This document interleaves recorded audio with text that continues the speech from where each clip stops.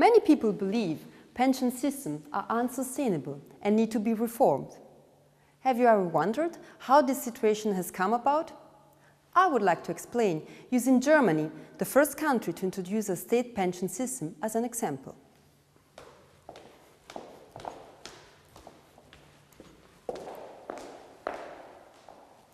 This x-axis shows the years from the introduction of the pension system to the present.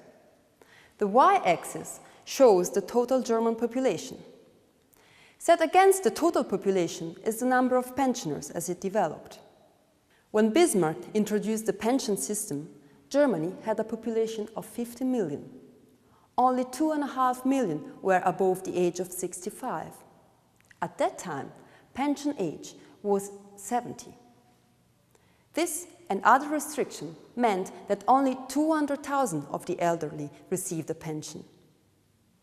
Back then, individuals were expected to work as long as possible, so the new pension was an add-on to other income or family support. As benefits were meager, the system was inexpensive, which is shown in the bubble representing the pension expenditure as a percentage of GDP.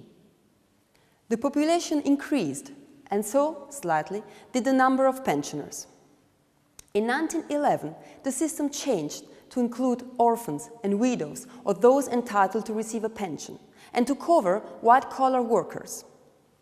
In 1916, the retirement age was reduced to 65.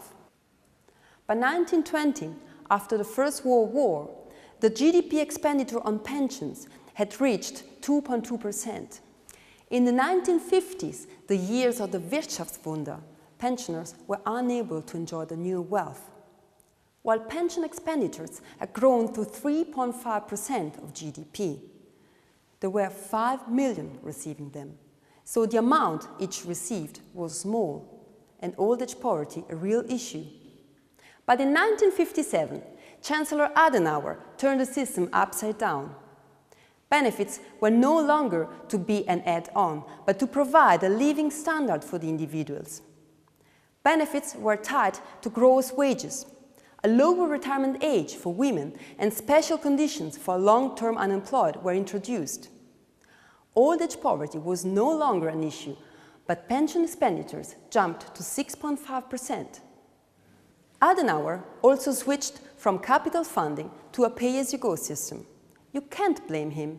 He had lived through 2 world wars and a Great Depression, so he was skeptical about capital markets. But hey, people will always have children, he explained with impeccable logic. Over time, the system became more generous and retirement age sank, with individuals able to leave the labor force as young as 55. The consequences can be seen. By 2000, the pension expenditures had reached 10% of GDP, and almost a quarter of the population was retired.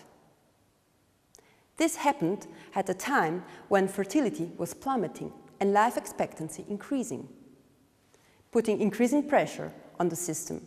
Now, reunified Germany has 81 million citizens, and 25 million are receiving a pension, almost 1/3 of the population.